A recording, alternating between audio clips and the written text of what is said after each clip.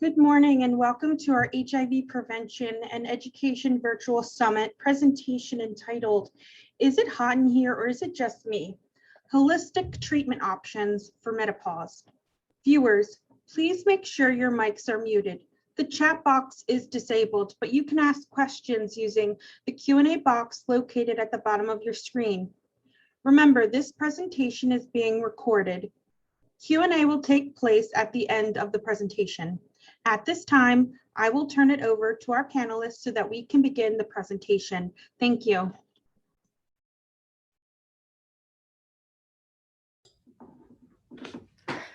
Are you frustrated with feeling on edge all the time?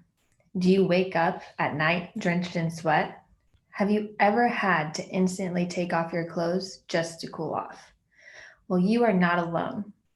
Imagine if you could feel comfortable daily while having a smooth transition into menopause. What would that be like for you? Although I personally don't know what it feels like, I do know from personal experience working with menopausal women the sensations and relief they feel when symptoms are alleviated. But how did I become interested in menopause? Well, I found myself always attracting women. At events and other types of gatherings, people would come up to me to vent about their unrelenting symptoms, tell me if I find a cure to call them up, ask me what works or what the #1 holistic treatment for menopause was. It was thrilling that people wanted to see me for a specific reason, but I really didn't understand menopause outside of the medical textbooks or the basic protocols I was given. As women continued to talk to me, the more stunned I felt because all women experience menopause vastly differently. But one thing always remained the same, the dread of menopause. But why is it such a dreadful time rather than a celebration to another stage of life? Well, history makes this very clear. It was viewed as toxic, and women were no longer a prized possession without the ability to bear a child. In addition, women never had a lot of treatment options, which meant they suffered until symptoms stopped, which led to decades of believing that menopause would be horrible for all women. But it doesn't have to be horrible or dreaded, which was my realization after working with a wonderful woman. Let's say her name was Kate. She came to her first appointment dressed in jean pants, a tank top, and she topped with a cardigan. She sat down and pulled out a fan and placed it on her lap. Within 5 minutes into the appointment, I noticed her fidgeting around in her chair. The cardigan came off, her face flushed, and the fan turned on. You could tell she was uncomfortable and was frustrated about having yet another hot flash. And then it all came out. The frustrations about her symptoms, the hot flashes coming on every couple minutes to an hour, the night sweats that drenched her sheets on occasion, the insomnia from the night sweats, her lack of sex drive, and her irritation with her husband for no reason. She sounded miserable at the time, but at the end of all of her venting and symptom explanation, she looked me straight in the eye and said, although these symptoms are very uncomfortable and irritating, I don't let it stop me from living. I was in awe from such a statement from a woman who wanted nothing more but relief from her symptoms, but never let her symptoms stop her from living. We worked together for a couple months, adding in lifestyle modifications, nutrition, sleep habit alterations, stress management. We also added in some nutritional supplements, an herbal formula that was specific for her symptoms that she was presenting with through menopause, as well as a homeopathy remedy specific for her hot flashes and her overall constitution. As well as we added in vaginal hydration cubes, which fixed her low sex drive because her low sex drive was actually due to vaginal dryness. Each appointment we saw improvements, and within a couple of months, all symptoms were gone. She was finally comfortable no longer snapping at her husband, and her sex life was back in action. Her quality of life improved over a couple months, and she no longer had to push herself to enjoy life through her symptoms. She was back to just enjoying life. She ended up thriving through the rest of menopause and into postmenopause. The lesson that we can really take from this and learn is that you can get through menopause without the dread, but having assistance and knowing your options makes this transition manageable and not dreadful. Working with Kate really strengthened my love for naturopathic medicine, as well as my love for helping women transition smoothly into menopause, which opened the door for me to explore many different avenues to help alleviate symptoms of menopause, as well as support women through this transition. Although I wish I could tell you guys that I had a one-size-fits-all magic pill for menopause, I would be lying to you. But I can tell you that with individual care and lifestyle support, you can have a smooth transition into menopause, because women deserve to know their treatment options in order to make an informed decision. Hormone therapy, anti-anxieties, antidepressants are not the only answer. It's just a few treatment options out there for women to utilize and know that are available. So as we go forward today, you'll learn the number one myth about treating menopause and how it's keeping you from having a smooth transition into menopause and into the postmenopausal years. My foundational protocol for treating menopause and how it can have a tremendous effect on your quality of life throughout menopause. And lastly, how you can easily and safely alleviate some of your symptoms. I'll give you as much insight as I can in the limited amount of time that we have together today. And then I will show you how to take it further to optimize your health through menopause and into postmenopause. Before we get started, I'd like to introduce myself. I am Dr. Christina Schiefreck. I'm a naturopathic doctor. So for those of you that might not know, naturopathic doctors have the similar training as a medical doctor, but our training is heavily focused in alternative therapies, along with other therapies like pharmaceuticals and stuff like that. So let's jump right in. So to understand the treatment and what we are trying to treat during treatment for women going through menopause, we need to understand menopause. And first, that's going directly to the main source of what's happening. And so we have our pelvic organs here. You'll see the uterus here, and we're really focusing in on these oval structures on the side called our ovaries. And this is where our eggs are held throughout our whole life. And the eggs have a lot to do with hormone production, which we'll get into. Before we move forward, some definitions. So menopause, it marks 12 months or 1 year after our final menstrual period. The time before that, before the final menstrual period, when our cycles become irregular, that is perimenopause. And when we talk about irregular, we're talking about either lengthening between cycles. Some people can get shortening for a little bit. We can have longer times of bleeding or even shorter times of bleeding. And then after that 1 year after the final menstrual period, we have postmenopause. So when we're talking about that transition into menopause, we're really focusing in on this perimenopause, menopause area right here. But since symptoms can go into our postmenopausal years, it's kind of like all encapsulating those three different terms.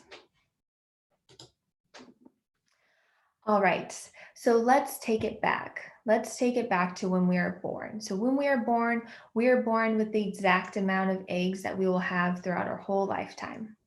And from the time we are born to the time we hit menopause, we slowly dwindle or slowly decrease those stores of eggs throughout that time. Especially during our menstrual years, we eliminate thousands of eggs per month.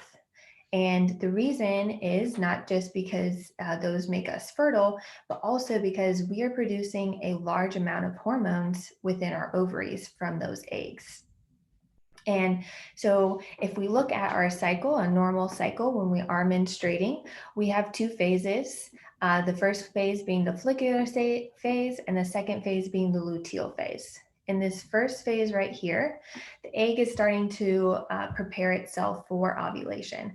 And it forms into a structure called the follicle. And that follicle helps us make one of our major hormone, our female hormones, estrogen. And as the egg gets released during our ovulation, that follicle actually collapses back in to form a structure called the corpus luteum. And that structure helps us produce progesterone. And so then we get this good balance throughout our periods of having estrogen and progesterone going at certain times and helping us maintain a normal health during those years. But what happens during menopause is we no longer get this good balance. We kind of get something that looks like this. We get highs and lows of those hormones, and that's where we get the fluctuation. That's where our periods start to become irregular. That's when symptom manifestation starts to happen. Now, this graph is just an overall graph. It's not everybody goes through this, through the ups and downs like this. Some people have high spikes and lower spikes. It's very dependent on certain environmental factors such as smoking. Race can also play a big factor in that. So there's a lot of different things that we take into consideration when somebody's presenting with this. And people can have longer durations of menopausal symptoms, and some people can have shorter. So that's just a general graph for us today. And so what kind of symptoms? Many of you will probably know these, but the most common ones we're going to talk about right now. So hot flashes and night sweats. This is really because we have that drop in hormones, specifically a lot of that estrogen. When it drops, we get in our thermostat within our body becomes unregulated. And that's why we have those hot flashes. And we'll get a little bit more in depth of why that's happening further on into the presentation. And those hot flashes, night sweats can contribute to sleep disturbances. A lot of people that have the night sweats at night wake up due to the increased sweating or just feeling hot and have to pull off their covers. So that can really lead to sleep disturbances, and that's probably one of the number one causes of why we have that. But depression and other things can really affect our sleep as we go through menopause. Depression and mood changes. This again, estrogen does have an effect on our mood, specifically the hormone or the chemical called serotonin, which is like our happy chemical, and that's why we can get those shifts. Usually if you have had depression or anxiety or mood changes before during your period or throughout your medical history, you can be more predisposed to having depression or mood changes. Cognitive changes such as brain fog, very common. Vaginal dryness and low sex drive. This is really linked to estrogen again. Estrogen being helping us bring blood flow down to the pelvic organs. And when we don't have that significant amount of blood flow, we're not lubricating the vaginal canal, and we're also not getting as much arousal, and that can cause low sex drive. But there is definitely other causes to the low sex drive that might need to be addressed. And weight gain, yes, it is very common to have weight gain. The reason being estrogen works on our musculoskeletal system. When we have low amounts of estrogen, we don't maintain that muscle tone anymore. So we're not burning as much calories and fat as we once were. So it can lead to some weight gain. And then long-term effects of menopause. So bone loss, again, can be due to the low estrogen. Other factors do play a role in here, but low bone loss, usually we call this osteopenia and osteoporosis. Osteopenia being the just the beginning kind of just a small amount of bone loss. And then osteoporosis is a significant amount of bone density loss. Cardiovascular disease, very a big focus when we're talking about menopause and long-term effects. And the reason being high lipids, you can see. So high lipids being our cholesterol, which encapsulates our HDL, our good cholesterol, and LDL, our bad cholesterol, as people may know them, and our triglycerides. The reason that we see an elevation in cholesterol is because our steroid hormones, specifically estrogen and progesterone, are made from cholesterol. So when those levels drop down, we actually see that cholesterol not being utilized that way anymore, so those levels can go up. And why this is such a concern is that it can lead to multiple different complications. One of them being atherosclerosis. Atherosclerosis being when we get buildup of fats and other blood cells into our vessels, and they kind of form on the edge of the vessels, and they can kind of get knocked loose and go to other parts of the body, and that's when it's a concern. So this can cause blood clots, strokes, and even heart attacks if they do come out. So that's why we want to decrease those. Decrease that. And then high blood pressure. There's other factors definitely that can contribute to high blood pressure, but we do see there's a little bit of a link when we go into menopause and that blood pressure being elevated.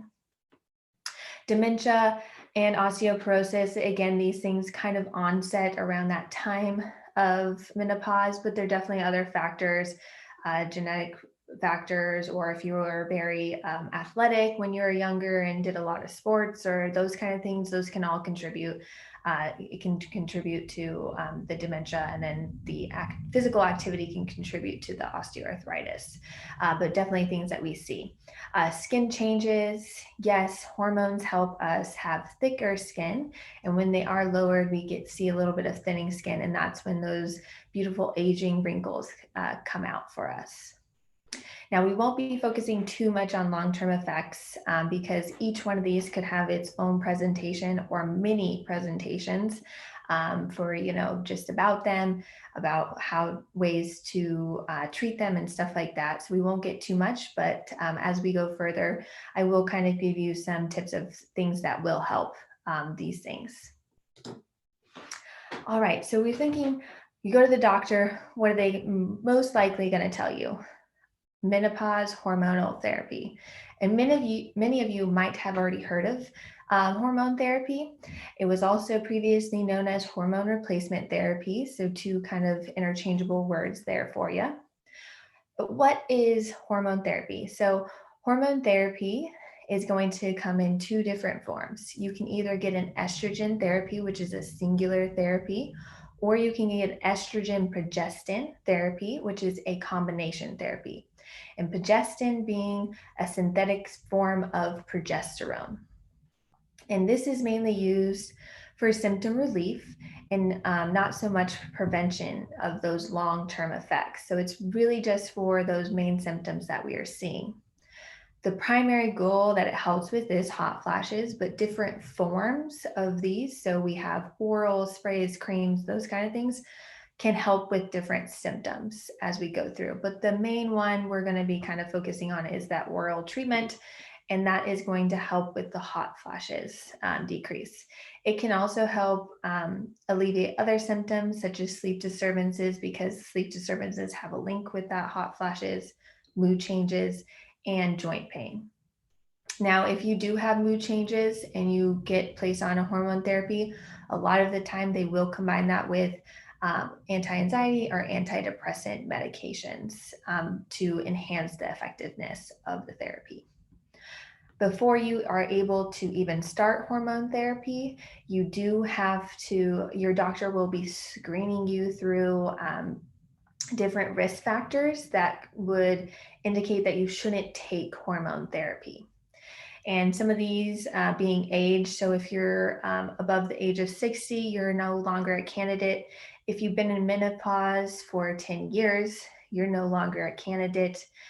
Severity of symptoms, really focusing in on hot flashes. How frequent are they? How severe are they throughout the day? And they will take in other symptoms as well. Risk factors in previous medical conditions, if you've had cardiovascular disease, so if you've had high lipids before, or if you have a risk for that, if you've had high blood pressure before, if you have a risk for that, or if you've had any of the complications, heart attack, stroke, blood clots before, you might not be a candidate for this. If you've had breast cancer or have a risk of breast cancer or even uterine cancer, such as endometrial cancer, not so much a candidate. But definitely these are things that your doctor will be going through and determine if you are a candidate or not. So, when this is presented, and I see this a lot of times, is that if you don't go to a specialist, this really is the option that is presented to you. And this leads me to the number one myth about your treatment options for menopause. If you are not treated with pharmaceutical drugs, you don't have another treatment option. Now, this is a very, very false statement. But if you do think this way, you will suffer through menopause and have a dreadful and bumpy transition into menopause. But if you know your options and are able to choose the best option for you, you will have a smooth transition into menopause. And here are just some treatment options, especially that naturopathic doctors really utilize in their treatment plans. We kind of pick and choose. Everybody's different.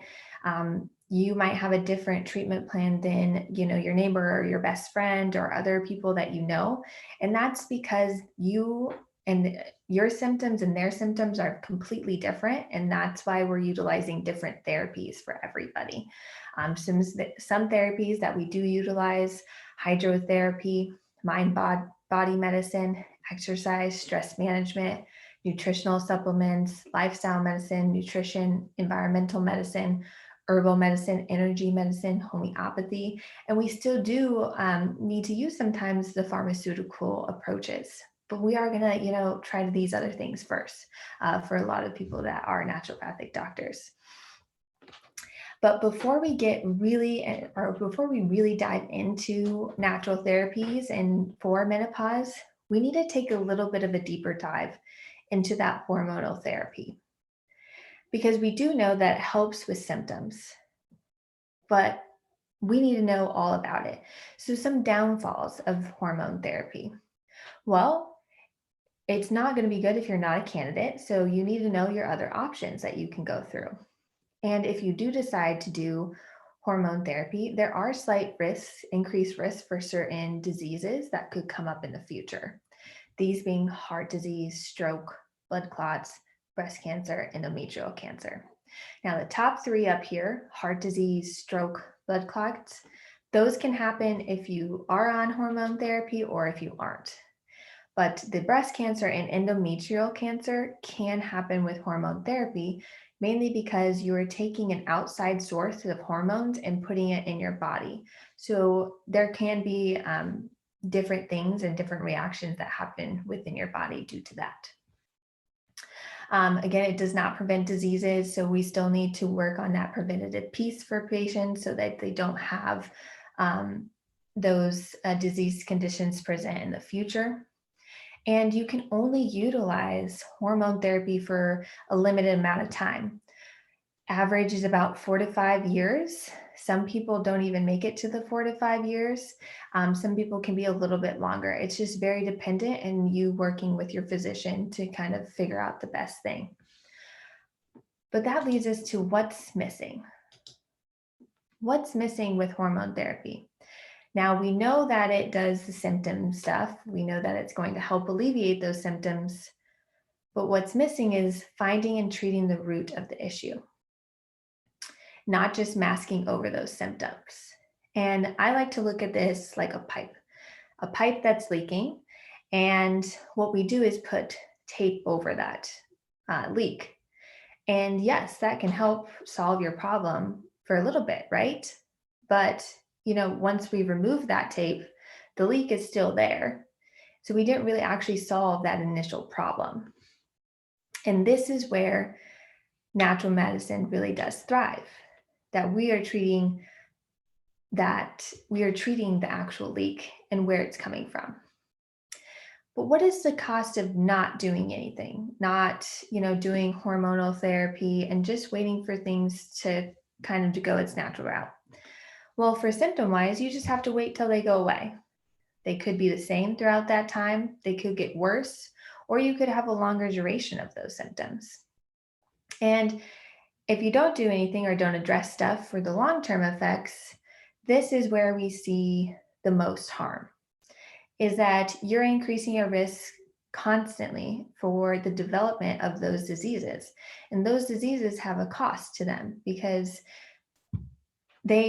your healthcare bill will go up due to that. And so what's so great about natural medicine and what it can provide for our patients is this prevention part, is that we can help prevent the long-term effects of those diseases, that you don't get them, or you have a lower chance of even getting them.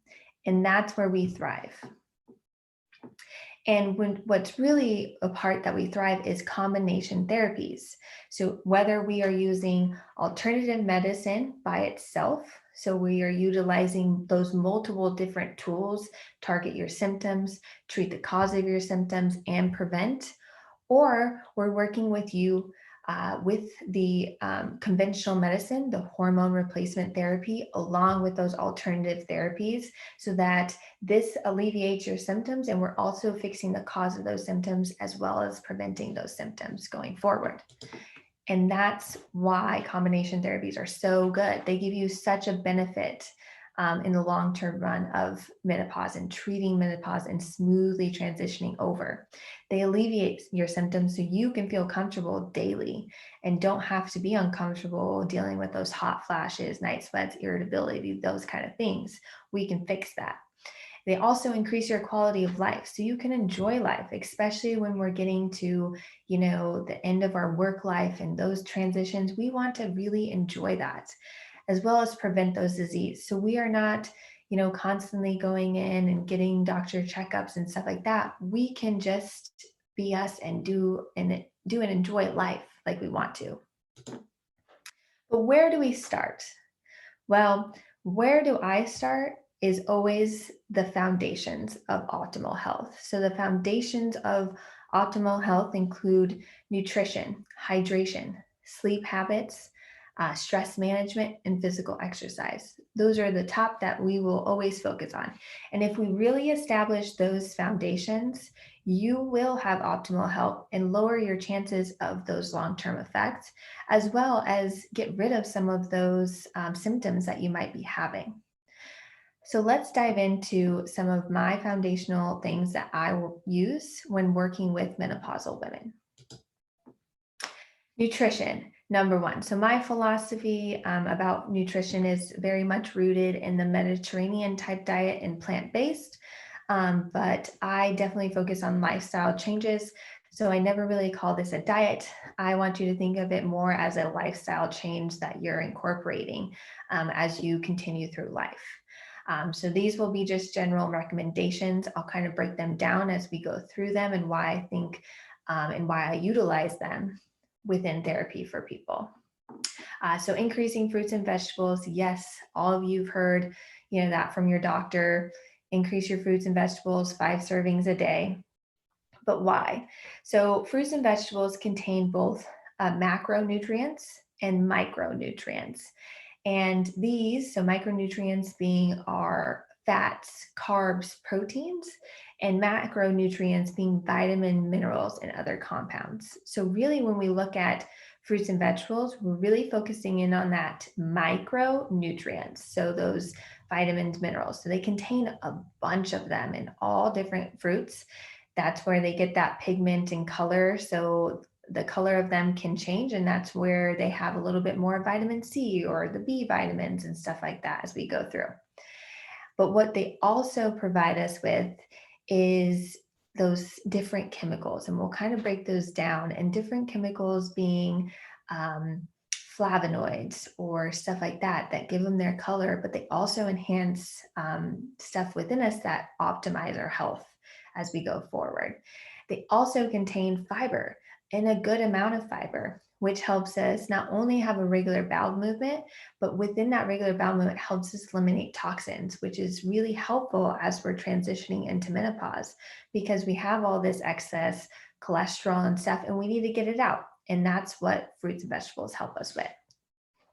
Whole grains, definitely big on that fiber part. They help bulk our stool and help eliminate those toxins as well. There's 3 that I really like to focus on, and 3 that I've noticed that most of my patients will be open to trying at least one of them. So this is quinoa, brown rice, and oats of any kind. So try those out and you'll get a little bit more fiber throughout the day. Increasing healthy fats. So these include your oils, avocados, nuts and seeds, and wild caught cold water fish. And all these have a good source of omega-3s and omega-6s, and those are healthy fats. Specifically, omega-3s are really the one we want to specifically target. It's really, really good.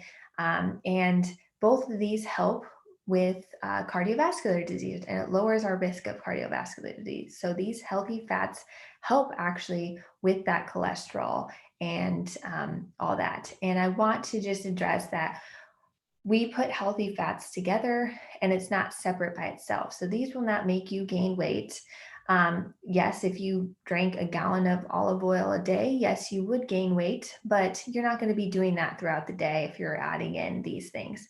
So they're not a source of gain weight. Other fats, saturated fats, stuff like that, fried foods, those are going to be the fats that are going to make you gain weight.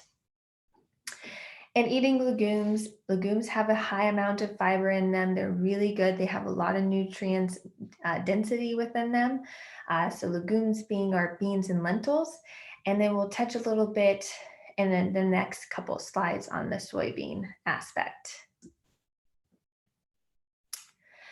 So some things to limit and avoid: eliminating saturated fat. So if you walk into a grocery store, you see things packed in bags and boxes on the shelves, those are usually your things that are going to contain saturated fats. Other sources would be our animal-based proteins and dairy products. So minimizing these can help you with your transition into menopause. And I say this because animal proteins in general make us heat up because we have to metabolize them a little bit with a hotter internal temperature, and that can raise that heat and cause hot flashes and other things. So it can help you lower those hot flashes that we might be having. And they both contain hormones. They contain hormones from the animal they are coming from, especially if you're not getting good sources. So grass-fed, free-range, organic if possible. Those kind of things do matter because that hormone levels will increase if they are fed a different diet that's non-organic or not free-ranged and they're fed a certain food. Those will go up. And why that's a problem is it can, there is a link between cancer for those things, but not everybody gets that at all. Eliminating caffeine intake. So this is really for people that have very severe hot flashes. Caffeine can have play a role in that. And that's just because caffeine affects our vessels within our body. So if you are having severe hot flashes, try to limit that caffeine and see how you feel after that. Avoiding sugar. This is just a general recommendation for you guys. And then avoiding alcohol. So there's been studies that look at alcohol and menopausal symptoms, especially related to those hot flashes. And alcohol, if you have 1 glass a day of, like, say, wine, doesn't impact it as much. But if you're having several throughout the day, that's when we get an impact on those hot flashes. So we just want to avoid that and back that off, so we're not having as severe of hot flashes. All right, so let's get into soy products. So when I talk about soy products, I'm mainly talking about the organic soy products, if at all possible to get. And if you're not, then don't eat soy. And here's why. Soy that is non-organic is a genetically modified organism. And what that means is that it has more pesticides sprayed on it, and it can actually convert the actual structure, which can have negative impacts on our health if we eat a large amount of them. So if we're buying organic soy products, they're a lot better and can give us actual benefits. And the reason they have benefits, especially for people going through menopause, is that they are a phytoestrogen. And what does that mean? So phytoestrogen mimic estrogen, but they're not similar to the actual effect of estrogen. And they help, what they do is they compete with estrogen within our body to bind onto the receptor. And there's two main different estrogen receptors, and they actually bind onto the receptor that helps us stop proliferation. So stop the cell from growing and growing and growing. And that's what causes cancer. So it actually stops that one. So it doesn't lead to cancer, which is a lot of the big myths out there. So that's why it's really, really good food, because it does have those phytoestrogen. As well with those phytoestrogens, it has a specific compound in it called an isoflavone. And isoflavones are very, very good. And one that you might have heard of in the past is genistein, which is this chemical right here. And what isoflavones do is they help with hot flashes and vaginal dryness when we go through menopause, as well as they help lower the chances of developing those long-term effects, heart disease, the high lipids, breast cancer, uterine cancer. So they actually are very, very helpful for that. And why I put these chemicals on the side is just for you to visually see what they look like and how different they are. So down here we have this, this is an estrogen, one of our estrogen molecules within our body. It is called estradiol, and it's also known as E2, and this is the most prominent estrogen in our body. And this one right here is what we talked about as genistein. This is one of the isoflavones. So these don't look anything alike. So they can compete on the same receptor, but this is not going to create what this is going to do at all. So how much should I be eating? So 1 to 2 servings per day will provide you with just enough of the soy isoflavones to help benefit you and reduce those symptoms. One caveat is the earlier you start incorporating soy products, the better the result is at the end of the day for your menopause symptoms and that transition into menopause. And now into exercise. So when I talk to my clients about exercise, I really like to make them think of it as movement of any kind. Now, you'll hear a lot of doctors say that you need a very high intensity workout or a moderate intensity workout for this amount of time per week. Now, I like to think of it, let's just get you moving and get your body in that action of actually moving throughout the day. And setting time aside is going to be good for you to have that movement. And I want you to find a movement that really, really works for you. Mine, I like to walk, hike, and do yoga. Yours might be something completely different, playing tennis or playing with your grandkids or even kids. There's a lot of different things that you can incorporate as movement. And the biggest thing that we need to keep in mind when we're talking about movement is that we're getting our body to move around things. And when we're moving around things, things aren't stagnant and things can't cause those long-term effects. So if we're moving, we're actually decreasing our risk for a lot of those long-term effects. And that's because we're moving, our vessels are moving things around and bringing nutrients all throughout our body. Our lymph system is moving, so we're bringing out those toxins. It also helps us have a bowel movement, so we're also eliminating those toxins. So there's a lot of benefit through, exercise and movement, and that's just finding really what works best for you.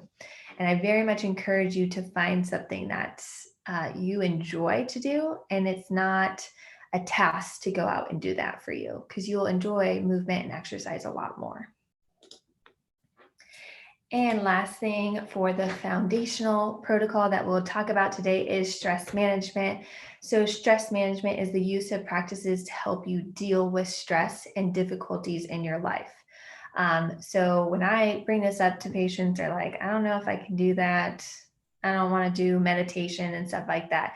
But it's really, there's a bunch of different practices that you can utilize that can help you with your stress. And stress is now researched so much. And we know there's a lot of links to different diseases and conditions. And this can really help you as you go through menopause, because menopause is stressful. Things are changing, they're altering. You are not the same person you once were. And that's like stress is a lot to hold on to. So if we can get rid of that, and you'll have that smooth transition as you work through that. And you can also prevent those diseases, specifically cardiovascular disease, hugely linked to stress. So this is why we want to work on that stress management. So some practices that you can utilize: yoga, meditation, breath work, daily mindfulness practices, high quality sleep, relaxation time, and grounding or earthing. And one of my absolute favorites is breath works. And the reason I like breath work is because not only can you do it in an instant, you can do it anywhere you need to. You know, you have a stressful meeting, you come out of it, you can breathe. And breathing is such a central thing. We breathe on our own. We've learned that from day one, because we mark life as our first breath and our last breath. So we are just so used to having that regular breath and our bodies doing it for us. But when we really focus in on that breath, we notice more within our body. We can help calm things within our body. And there's a lot of different breath work exercises, and you might need to find the one that works best for you. And that's why I love it, because it's so broad. But what does stress management help with? So it does help with the bothersomeness of hot flashes and night sweats. It also improves your quality of life throughout menopause, as well as improve your sleep. So what a great thing that we can add in to help with these things that we are trying to prevent and and can have us go into a smooth transition into menopause. So incorporating these tools, I would like to tell my patients that it's hard to incorporate. And that's why we really create an individual plan for our patients, is we meeting them where they're at and where they're at in their health. And you might not be a person that can add in 10 things at once, and most people aren't. And so that's why we want you to just add these things in as you can. And, you know, you might start with some nutritional things. You're adding them in and seeing how they work. And once you get used to one, you add in the next one, and so on and so forth. And this makes it so you actually have a lifestyle change, instead of just, you know, that mentality of diet, or I need to do this for a certain amount of time. Once you're incorporating, you create those habits. And over time, that just becomes your norm. And that's what we're really looking for. And that's a lifestyle change. And that's when we start getting into optimizing our health with those foundational tools. So take it one at a time, make goals for yourself as you go through it, and you'll see that things are changing. One thing to keep in mind as you do incorporate these tools is not to get upset with yourself when something goes wrong. Say, you know, you love fries, and one time you had fries and it's not part of your normal, you know, routine. That's okay. Sometimes our body does crave things, and we need those things.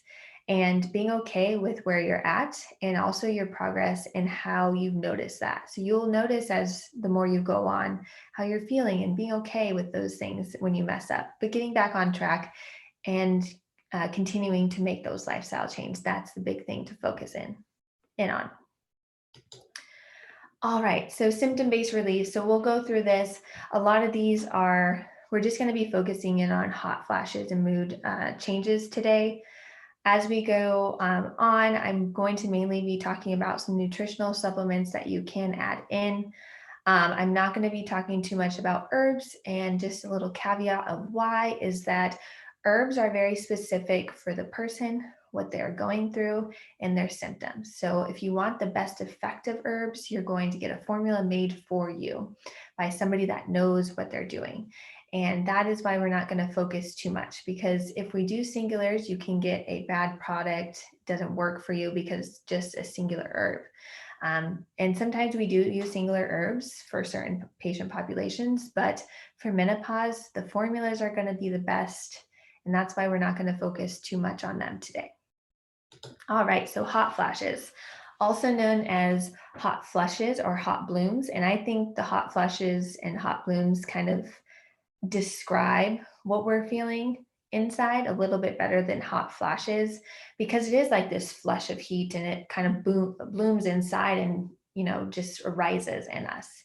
And so what is really happening during a hot flash? And what happens is our inner thermostat believes that we are cold when we're actually not. And so what happens is that signals our body to turn on the heat. And so we turn on this heat and we get a very quick flush of that heat. And then what happens is our body realizes that we weren't hot. We weren't cold. So we have to cool our body down. So it pushes everything out to our skin to cool off. And that's when we can get those sweats and that chill that follows those hot flashes. And so, but why does it happen in menopause? Why are we experiencing this? So the jury is still out on the actual cause of your hot flashes. There are multiple different theories out there. One theory that I really like is that estrogen is working on the hypothalamus, and that's a structure within our brain, and that is where our thermostat is within our body.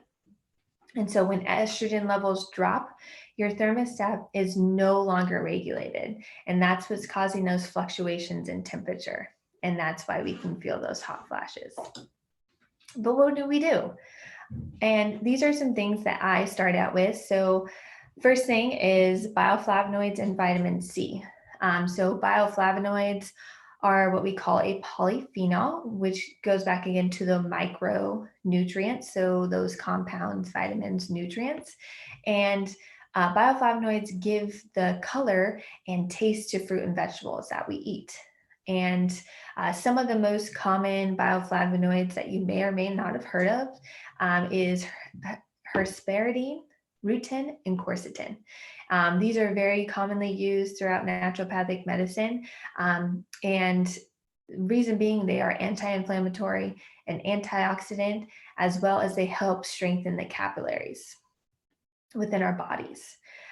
This is very similar to vitamin C. Vitamin C is also an anti-inflammatory, antioxidant, and will help strengthen your capillaries. But when we combine them together, what we see is that we get a reduction in hot flashes. So one study with 90 patients in there, they saw a 87% reduction or alleviation of those hot flashes with the combination of bioflavonoids and vitamin C. The mechanism of action is unknown, but they kind of think it's a combination of the antioxidant, anti-inflammatory, and capillary strengthening somewhere within there that causes that alleviation of those symptoms. And I've also seen these work very good clinically within my time. And then phytoestrogens, like we talked about before, phytoestrogens are really good for us, and they provide us with a big benefit as we transition into menopause. So they are, again, that weak estrogen effect, and they help reduce hot flashes. And that is what we're trying to do, right? And some dietary sources is flaxseed is a really big one. 1 to 2 tablespoons daily can help out, as well as soy products, organic soy products, 1 to 2 servings per day. And mood changes. So mood changes may manifest as depression, anxiety, irritability. There can be other things that manifest for you for mood changes, but most common are that depression, anxiety, and irritability.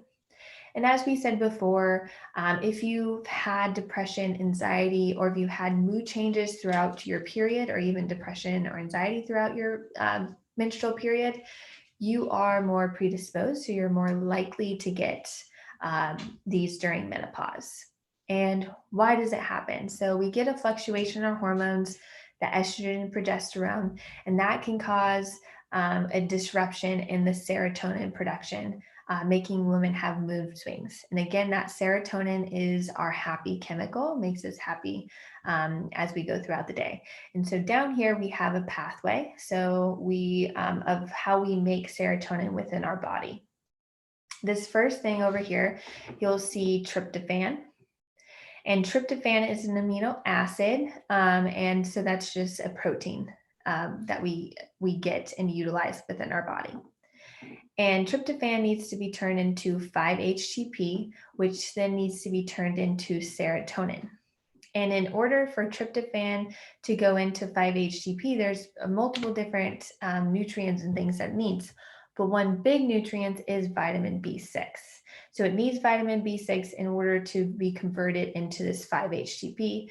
And 5-HTP also needs vitamin B6 to turn into serotonin. Now, what we see in menopausal women is that they actually have low levels of that vitamin B6. So when they have mood changes.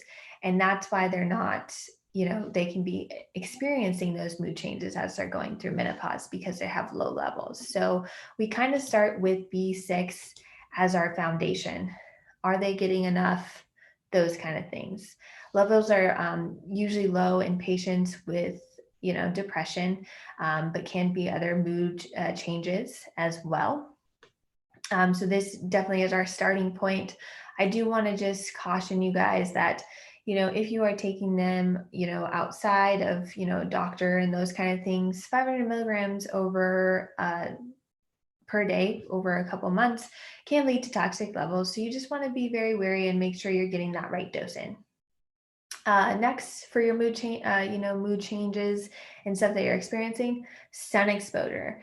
Sun makes us happy and it actually boosts our mood. And so it's so good to actually get out in the sun. Not today because it is rainy here in, Pennsylvania, like it is a lot of the time. But when we do have those sunny days, get outside for, a couple of minutes so you can just get that sun in your eyes and your brain kind of sees that sun. It makes it happy. If you're going out for long periods of time, just caution, wear your sunscreen.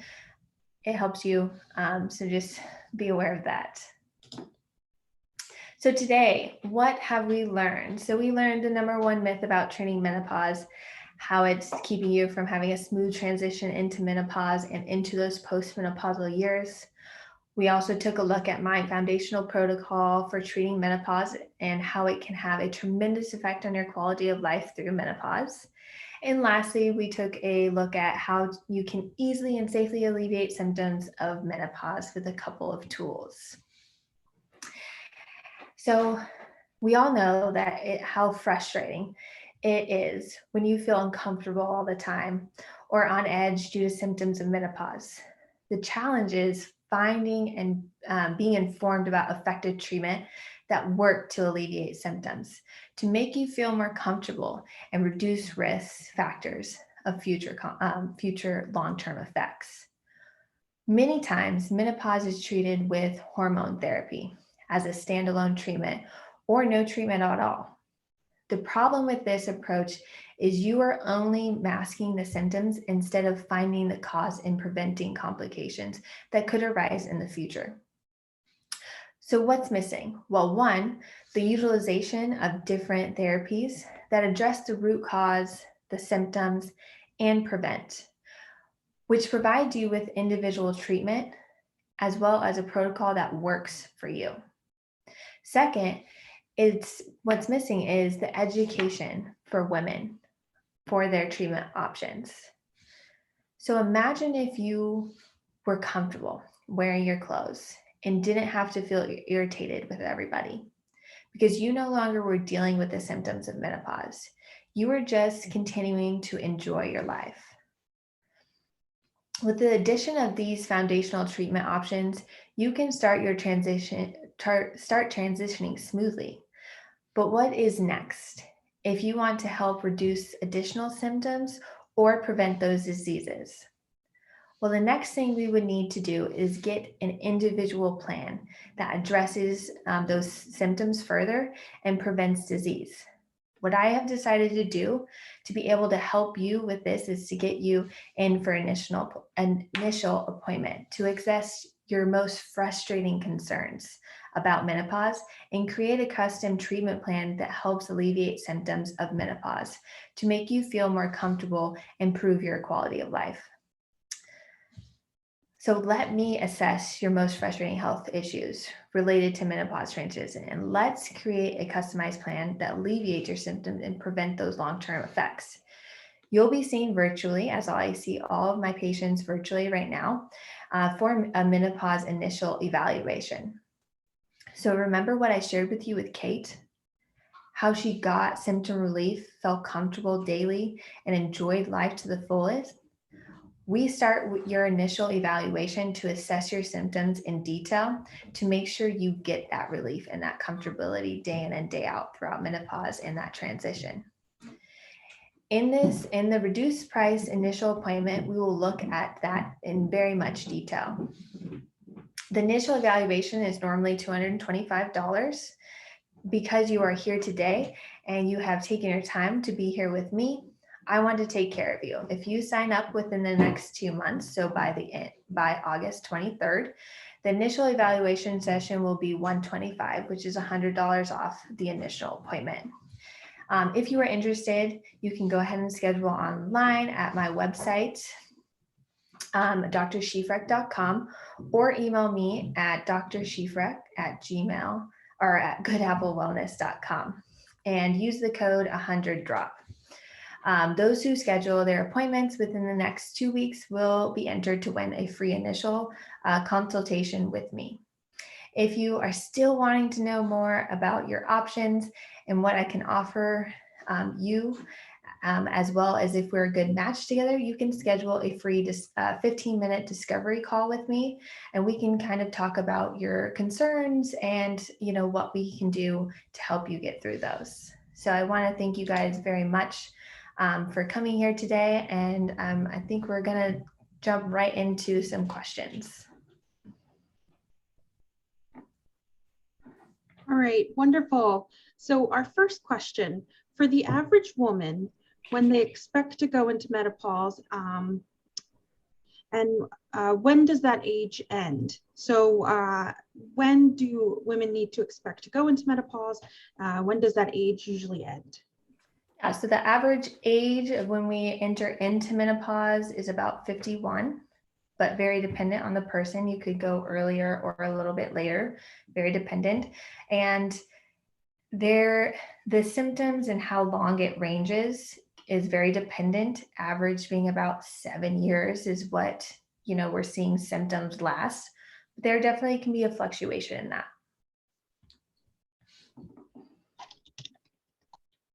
All right. Can women have unexpected pregnancy during the time they're going through menopause? It is unlikely due to the egg count, but there have been women that we still are producing those eggs at certain parts of that transition. So you could see that, but it's very, very low chance. Next question is, what can women use as treatment for vaginal dryness when women are in menopause and are still sexually active? This question comes up for a lot of women when it comes to healthy sex lives through menopause's stages of life. Yes, there's definitely a lot of different options we can utilize for treatment of vaginal dryness. My favorite is vaginal hydration cubes. You can email me and I, can tell you a couple different brands that, you could utilize.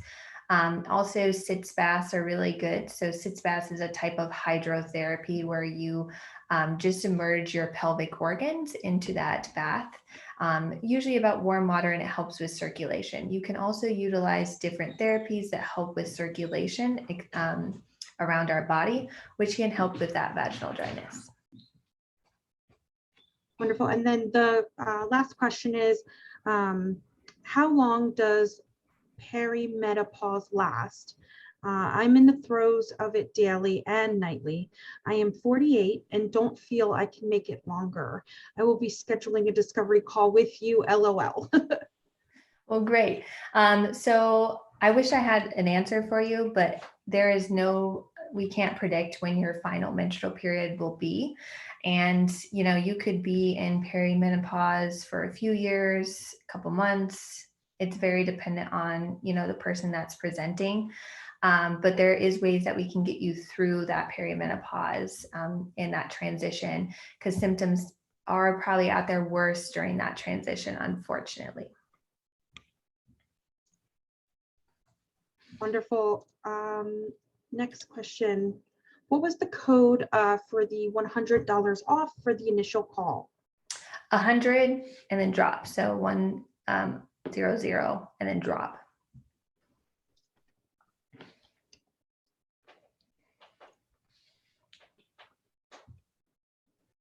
All right. Let's take another minute to see if anyone has any last thoughts or final questions. So everyone just take one more minute to see if you have any last questions or final thoughts.